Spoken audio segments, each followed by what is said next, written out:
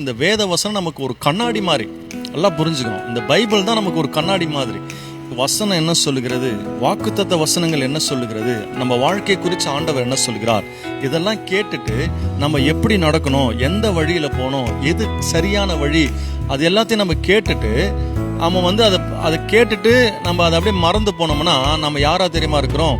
ஒரு கண்ணாடியை பார்த்துட்டு களைஞ்சு போன தலையோட கண்ணாடியை பார்க்குறோம், இல்லை முகத்தெல்லாம் அழுக்கோட ஒரு கண்ணாடியை பார்க்குறோம்.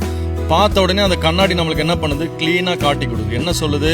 உன் தலை சரியில்லைன்னு சொல்லுது, நீ முகம்லாம் ஒரே அழுக்கா இருக்கு, அது சரி செய்யணும்னு நமக்கு கண்ணாடி சொல்லுது.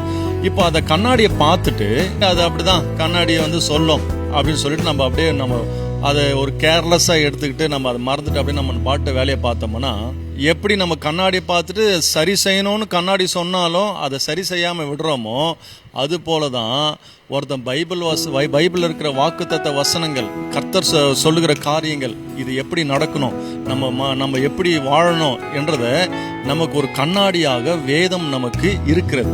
இந்த கண்ணாடியை நம்ம ஒவ்வொரு நாளும் பார்க்கும் பொழுது பார்க்கிறது மட்டும் இல்ல, நாம் அதன்படி நாம் நடக்க வேண்டும். வாக்குத்தத்த வசனம் சொல்லுகிறது நிச்சயமாகவே எல்லாம் உனக்கு நடக்கும்னு சொல்லுது. அதை கேட்கறது மாத்திரம் இல்ல, அதை நம்ம உள்வாங்கி ஆமேன், கர்த்தர் எனக்கு செய்து முடிப்பார், இது நடக்கும் என்று நாம் ரிஃப்ளெக்ட் பண்ணோம்னா, அதுதான் நீ வசனத்தை நீ சரியாக உள்வாங்கி நீ அதன்படி நடக்கிறாய் என்று அர்த்தம்.